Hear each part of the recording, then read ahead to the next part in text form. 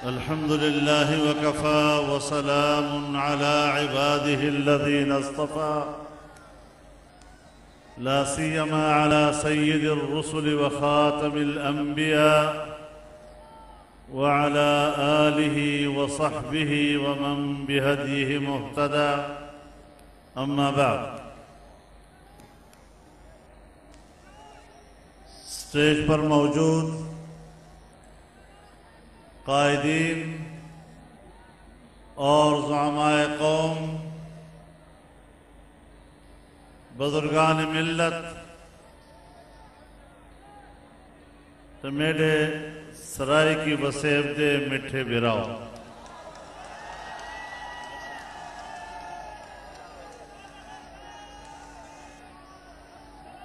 सारे मार्के को सत बिस्मिल्लाह।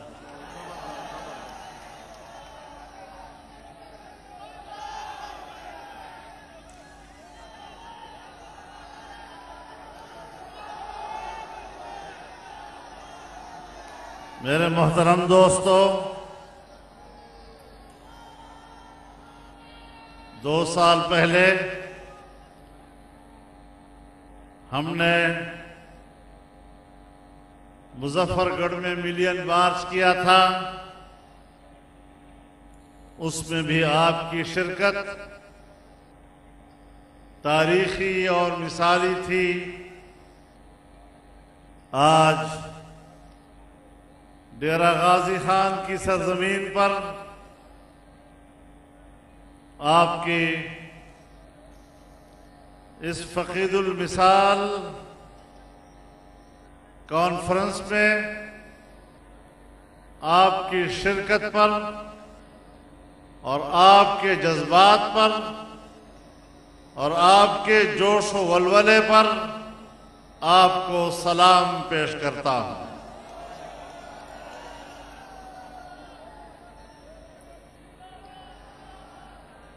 मेरे मोहतरम दोस्तों,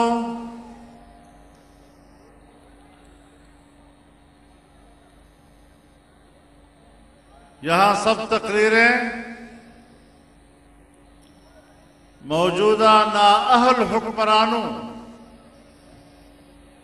की नाकाम कारकर्दगी के हवाले से हुई और ये आवाज आज नहीं उठी है।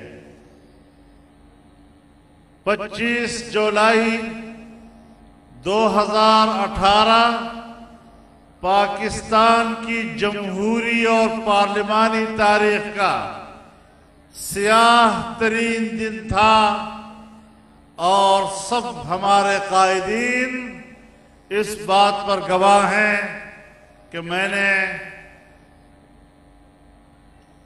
26 जुलाई को इनसे राब्ता किया। उन्होंने मेहरबानी की, इस्लामाबाद में जमा हुए और हमने 48 घंटे के अंदर दुनिया को मौक़िफ़ दिया कि ये इलेक्शन नाजायज है, धांधली है और किसी कीमत पर भी हमें धांधली की पैदावार हुकूमत काबिल कबूल नहीं है। आज हमारी आवाज गली गली और कूचे कूचे पहुंच चुकी है। पहले वो नाजायज थे, लेकिन नाजायज होना उनके लिए कोई ऐब नहीं है और अब वो नालायक भी हैं। वो नाअहल भी साबित हुए हैं। हमेशा रियासत की बका का दारो मदार मुतमद्दिन दुनिया में उसकी मुस्तहकम मईशत पर हुआ करती है।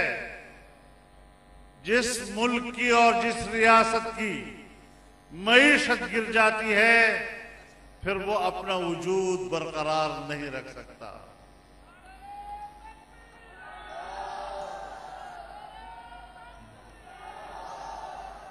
सोवियत यूनियन की मिसाल आपके सामने है। आज भी रशियन फेडरेशन एक सुपर ताकत है, लेकिन जब उसकी मईशत गिर गई तो फिर सोवियत यूनियन अपना वजूद बरकरार नहीं रख सका। आज तुमने पाकिस्तान का क्या हशर कर दिया है। आज हमारा हुक्मरान जहां जाता है भिखारी की तरह खड़ा होता है। और यकीन जानिए, जब मेरा हुक्मरान जिस अंदाज के साथ, मेरा नाजायज हुक्मरान जिस अंदाज के साथ दुनिया के हुक्मरानों से खड़ा होता है, उसे शर्म नहीं आती, लेकिन हमारी आंखें शर्म से झुक जाती हैं।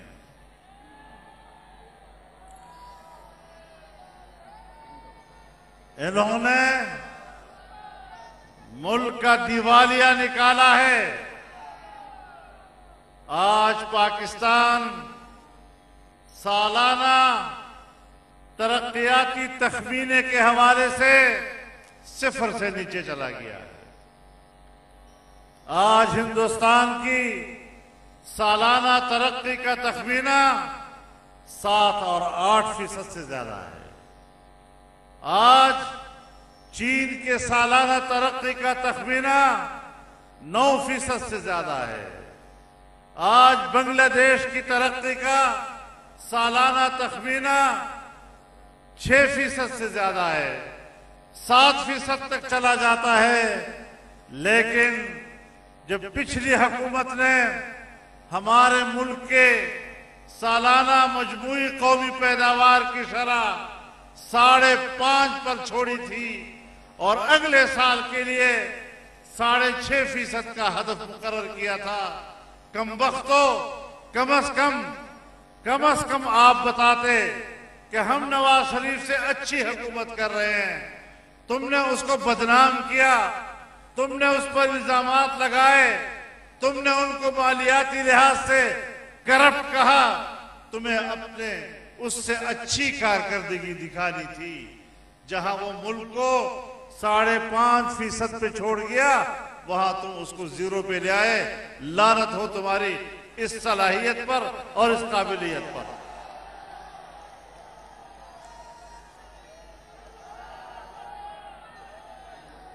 मेरे मोहतरम दोस्तों, मैं आज आपके सामने ये मुकदमा लेकर खड़ा हूं कि मेरे गरीब भाइयों, पाकिस्तानियों, मेरी जंग ये है कि अगर हुकूमत होगी तो आपके वोट की बुनियाद पर होगी, लेकिन अगर आपका वोट चोरी करके, अपनी मर्जी के नताइज मुरत्तब करके मुल्क पर इस तरह के जाबिर और नाजायज हुक्मरान मुसल्लत किए जाएंगे तो बगावत के लिए सबसे पहले हम निकलेंगे और ऐसे हुक्मरानों को चैलेंज करेंगे। नारे तकबीर! कायद तेरी सियासत को गो न्याजी, मुख्य तेरा शो न्याजी।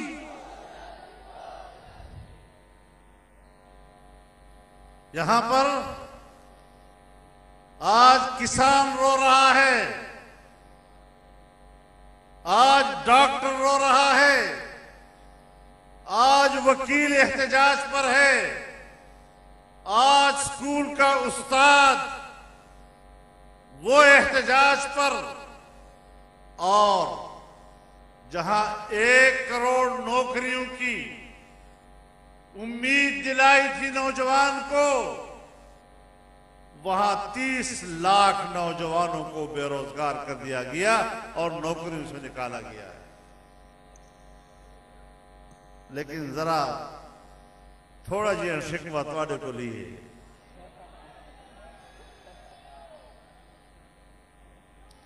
गिला अपने को थींदे।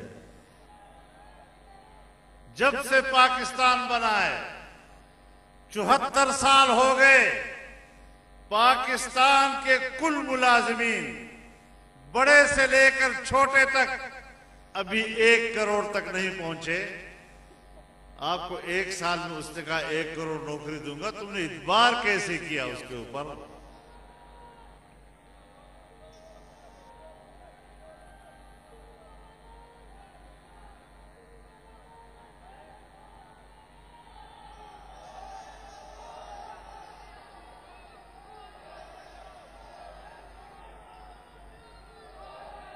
हो गया तेरा शो नियाजी, 1 टके के 2 नियाजी, 1 टके के 100 नियाजी। आपने देखना है कि मुल्क का निजाम कैसे चल रहा है। तुम मुल्क का निजाम नेब के जरिए चला रहे हो। वो चोर है, वो चोर है, उसके खिलाफ केस करो, उसके खिलाफ केस करो। नेब का जो फलसफा है वो एक आमिर का दिया हुआ फलसफा है। नेब जब फाल होता है समझो कि वो आमरीयत की अलामत है, और इस मुल्क पर आज भी आमिराना हुकूमत है। नेब के जबर से आज पैसे की गर्दिश रुक गई है, पैसा बढ़ोतरी नहीं कर रहा, मुल्क की मईशत जमूद का शिकार हो गई है। आपको याद होगा कि एक जमाना था जब इंडिया में बीजेपी की हुकूमत थी और वाजपेयी वहां का वजीर आजम था, तो वो बस में लाहौर आया और मीनार पाकिस्तान पर खड़े होकर पाकिस्तान की हकीकत को तस्लीम किया। लेकिन आज भी वहां पर बीजेपी की हुकूमत है, मोदी वहां का हुक्मरान है। मोदी का आपके साथ रवैया क्या है? इसलिए कि उस वक्त आपकी मईशत मजबूत थी और वो पाकिस्तान से तिजारत करना चाहता था। आज वो आपकी तरफ देखने को भी तैयार नहीं है और आपके वजूद का दुश्मन हो गया है। और इमरान खान, तुम्हें इस एजेंडे के तहत लाया गया था कि तुमने कश्मीर को बेचना है, तो तुमने कश्मीर को बेच दिया है। आज वहां कश्मीरियों का खून हो रहा है, पाकिस्तान से कोई आवाज उनके लिए नहीं उठ रही। हमने 70 साल कश्मीरियों के खून पे सियासत की, लेकिन आज हमने कश्मीरियों को तने तनहा छोड़ा है। इमरान खान, ये आपको दिया गया एजेंडा था। जब पाकिस्तान में पैसा आया और 70 अरब डॉलर की इन्वेस्टमेंट इब्तिदाई मरहले में चाइना ने पाकिस्तान में की और सीपैक का अजीम मंसूबा पाकिस्तान में आया, जिसके साथ बिजली की पैदावार वाबस्ता थी, जिसके साथ सनती इलाके वाबस्ता थे, पाकिस्तान की पैदावारी सलाहियत वाबस्ता थी। तुम्हें एजेंडा दिया गया कि सीपैक को नाकाम बनाना है। आज तुमने पाकिस्तान की तरक्की के सफर को जिस तरह तबाह बर्बाद किया है, आज चीन हमसे नाराज है। यह है तुम्हारी खारजा पॉलिसी। इंडिया आपका पहले से दुश्मन, चाइना जैसे दोस्त जिसकी दोस्ती को हम कहा करते थे हिमालय से बुलंद है, बहरुल काहिल से गहरी है और शहद से मीठी है। 70 साल की ये दोस्ती जब इक्तिसादी मरहले में दाखिल हो गई तो आपने पाकिस्तान का बेड़ा गर्क कर दिया और हमें अपने दोस्तों से महरूम किया है। आज अफगानिस्तान इस पोजीशन में नहीं कि वो पाकिस्तान के साथ कारोबार कर सके। ईरान हिंदुस्तान की तराजू में बैठा हुआ है। हिंदुस्तान आपका दुश्मन, पूरा एशिया माशी लिहाज से तरक्की कर रहा है, लेकिन पाकिस्तान के साथ कोई मुल्क तिजारत करने को तैयार नहीं है। जब हमारी तिजारत ही रुक जाएगी, हमारी पैदावार ही रुक जाएगी, तो फिर आप बताएं कि आपका वजूद इस पाकिस्तान के लिए नासूर है या नहीं है। हम आपको पाकिस्तान के लिए नासूर समझते हैं और आपकी हुकूमत जब एक दिन मजीद इजाफा करती है तो पाकिस्तान तबाही की तरफ मजीद सफर कर रहा होता है। मैं मुल्क के तमाम इदारों को भी कहना चाहता हूं कि अगर आप वाकईतन पाकिस्तान के वफादार हैं और पाकिस्तान के लिए आपके इरादे मशरकी पाकिस्तान जैसे नहीं, तो फिर ऐसे नाजायज हुक्मरानों की पुश्तैबानी करना ये किसी कीमत में भी पाकिस्तान की साथ वफादारी से ताबीर नहीं की जा सकती।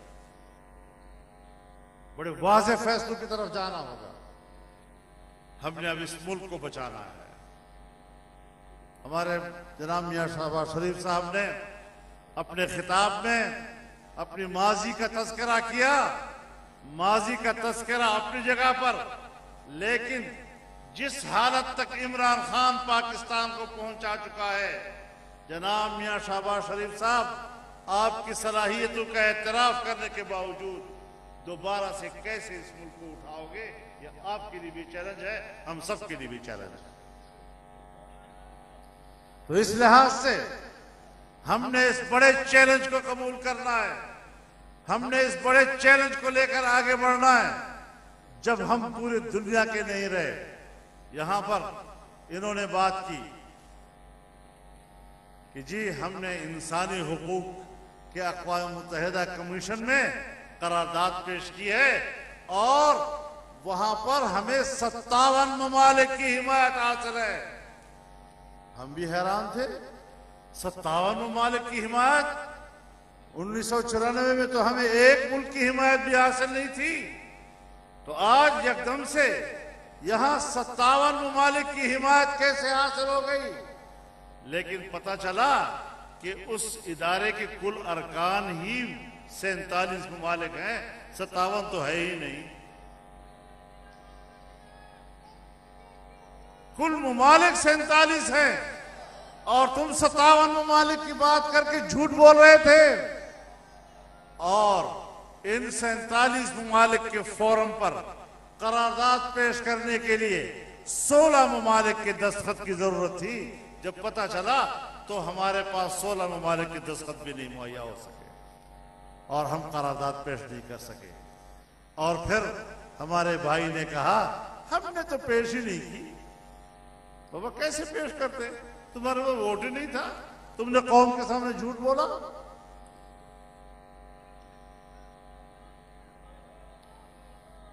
मेरे दोस्तों, आज हमारा नाजायज वजीर आजम, शौक हर वजीर आजम को होता है कि मैं अक़वाम मुत्तहिदा की जनरल असम्बली में जाकर खिताब करूं, लेकिन इमरान खान नहीं किया। यहां से वीडियो लिंक पर खिताब किया, इसलिए कि दुनिया का कोई हुक्मरान न्यूयॉर्क में उसको हाथ मिलाने के लिए तैयार नहीं था। जहां दुनिया में इस किस्म की सूरत हाल हो और फिर जब कहा गया कि अमेरिका वो हमसे अड्डे मांग रहा है, तो पहली बात तो यह है कि उसने अड्डे मांगे नहीं, उसने तो स्पेस मांगा है और स्पेस तो तुम दे चुके हो। Absolutely not. इसका क्या मतलब? सब कुछ दे चुके हो। पाकिस्तान इस वक्त अमेरिका की कॉलोनी का किरदार अदा कर रहा है और तुम कहते हो एब्सोल्युटली नॉट। किस मुल्क के लिए तुम रास्ता देना चाहते हो उनकी फजाई कुव्वत को अफगानिस्तान पर बमबारी करने के लिए? कितनी नामाकूल बात है कि एक तरफ अफगानिस्तान में तब्दीली आई है तो अमेरिका और तालिबान के दरमियान मुआहदे के नतीजे में 20 साल वहां जिहाद लड़ा गया और उसके नतीजे में अमेरिका बैठा उनके साथ कतर में और बैठकर 2-3 साल मुज़ाकरात हुए और बिल आखिर एक मुआहदे पे पहुंचे। मुआहदे पे पहुंचने के बाद क्या अब भी तालिबान को, अफगान तालिबान को दहशतगर्द करने का कोई जवाज है? फिर उसके बाद भी अफगानिस्तान में उन पर हमले करने का कोई जवाज है? उसके बाद भी उनको ब्लैकलिस्ट करार देने का कोई जवाज है? उसके बाद भी उनके सरों की कीमत लगाना, इसका कोई जवाज है? और हमारे लोग उनको रास्ते दे रहे हैं कि बिल्कुल आइए, आपका हक है, आप जिस मुल्क को बमबारी करें, जब चाहे करें, मुआहदे से पहले करें, मुआहदे के बाद करें। ये कौन सी सियासत है? ये कौन सी खारजा पॉलिसी है?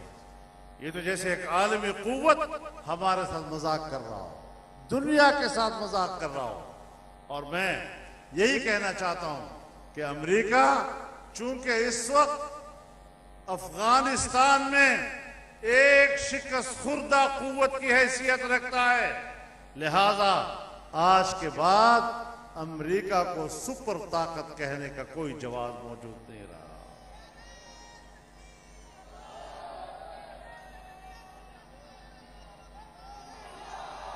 खारजा पॉलिसी होगी, खारजा पॉलिसी तब होगी जब मुल्क की मईशत मजबूत होगी। जब मुल्क की मईशत मजबूत होगी तो फिर खुददारी के साथ दुनिया के साथ ताल्लुकात बनाने होंगे, गुलामी के साथ दुनिया के साथ ताल्लुक। ये पाकिस्तान के 22 करोड़ अवाम के कतन शायर निशान नहीं।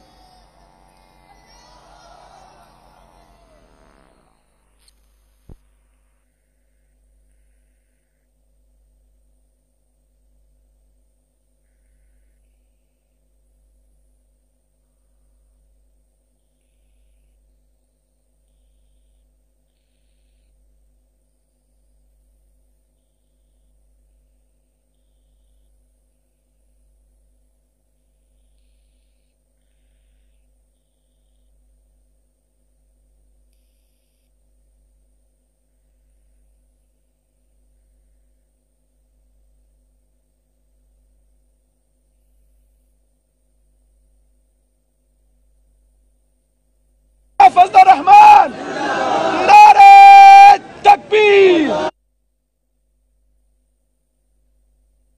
चरागों में रोशनी न रही।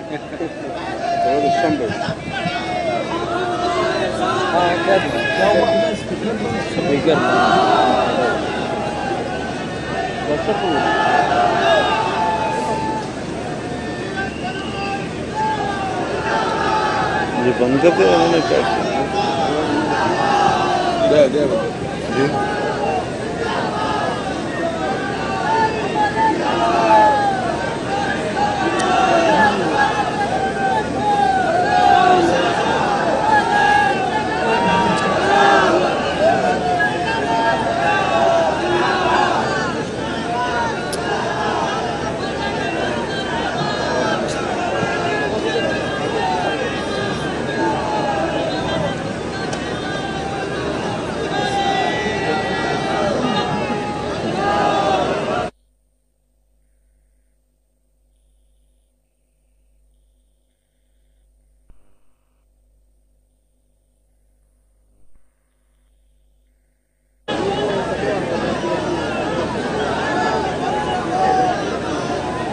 बस कर रहे मेरा ख्याल है बस को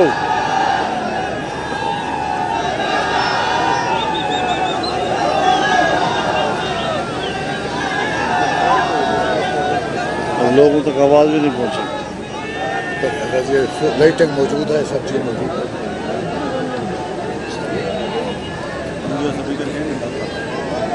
हाथ चलाता है, बस कर दे, बस करते हैं। तार जल गई है पीछे, ठीक करना। हाँ पीछे तार जल गई है सप्लाई की। अच्छा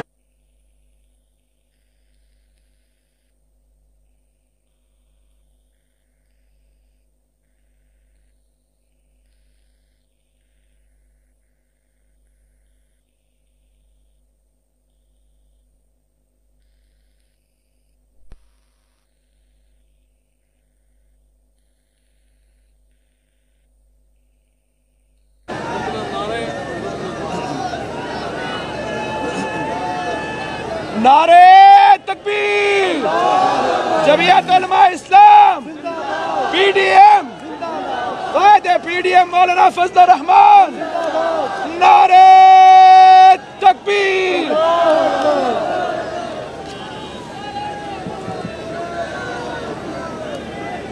तो मेरे मोहतरम दोस्तों,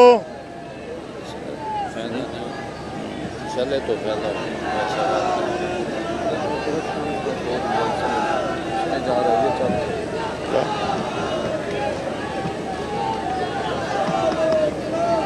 टीवी तो टीवी हो गया, इसकी ठक ठक हो रही है।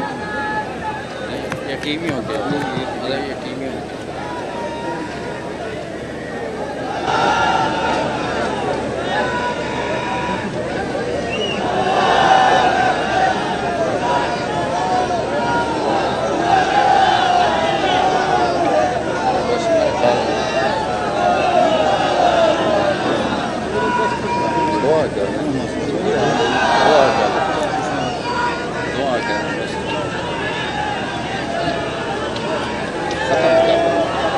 हाँ बस ठीक।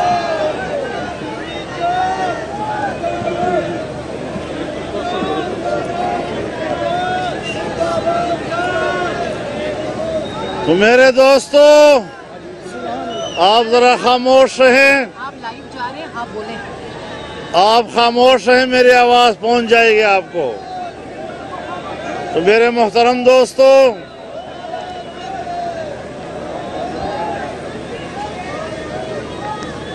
मेरे ख्याल में हमारी आवाज इतनी भारी थी कि उनकी बिजली की तारें भी कट गई। ललकार है, ललकार है। इंशाअल्लाह इसी तरह हम उनका पत्ता काटेंगे और फिर कोई उनको याद करने वाला भी नहीं होगा।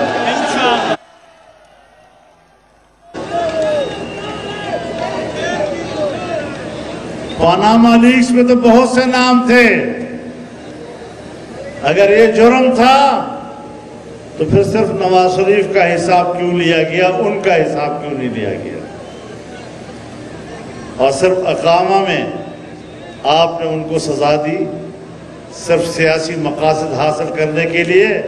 यहाँ की कुछ इदारे इस किस्म की चीज़ों को नाजायज़ तौर पर हुक्मरानों के खिलाफ इस्तेमाल करते हैं। अब एक पंडोरा बक्स आ गया है। पंडोरा बक्स में इन्हीं के नाम है, लेकिन उनके लिए क्यों खामोश है सारी चीज़ें? मेरे मोहतरम दोस्तों, इस तरह के एहतसाब नहीं चलेंगे। और हमने तो ये अज़्म कर रखा है कि इन हुक्मरानों को हम किसी बात का जवाब देने के लिए तैयार नहीं। तुम्हारा नेब हो, नेब के अलावा कोई और बला हो, जो बला हो तुम आजमा लो। इंशाअल्लाह हम मैदान में तुम्हारा मुकाबला करेंगे। हम अवाम की अदालत में तुम्हारा मुकाबला करेंगे। हम पब्लिक के अंदर आपका मुकाबला करेंगे। इंशाअल्लाह इस मुल्क में इलेक्शन होंगे और इलेक्शन भी जनरल इलेक्शन। ये बल्दियाती कोई चीज नहीं है। ये सिर्फ पब्लिक की तवज्जो हटाने के लिए, लोगों को उसमें मसरूफ करने के लिए, ताकि आपकी तहरीक रुक जाए, आपकी तहरीक आगे न बढ़े। इंशाअल्लाह इस पर भी पीडीएम अपना मौक़िफ़ मुतय्यन करेगी और एक इंशाअल्लाह बावकार और मजबूत मौक़िफ़ आगे देगी। तो इंशाअल्लाह और अजीज ये तहरीक जारी रहेगी। इंशाअल्लाह आप अपने शहरों में जाएंगे, आप अपने शहरों में इस आवाज को पहुंचाएंगे।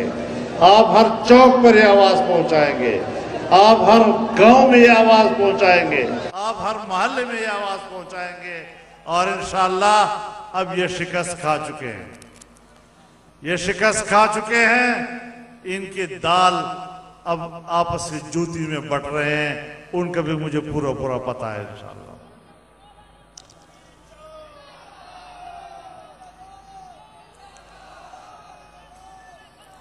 पीडीएम की तहरीक आगे बढ़ेगी और इंशाअल्लाह और अजीज कौम के शाना बशाना रहेंगे। जिस तरह इस हुक्मरान ने आपको अपाहज बनाया है, आपको बेबस कर दिया है। हम उनको पैगाम देना चाहते हैं कि कौम बेबस नहीं है। इंशाअल्लाह पीडीएम और उसमें शामिल जमातें क़यादत से लेकर कारकुन तक आम आदमी के साथ हर महाज पर खड़ी है और हर महाज पर इंशाअल्लाह ये जंग अब जारी रहेगी, जंग जारी रहेगी, जंग जारी रहेगी और हुक्मरानों के खात्मे तक इंशाअल्लाह ये जंग जारी रहेगी। अल्लाह हमारा हामी नासर हो। व आखिर दावाना अल्हम्दुलिल्लाह।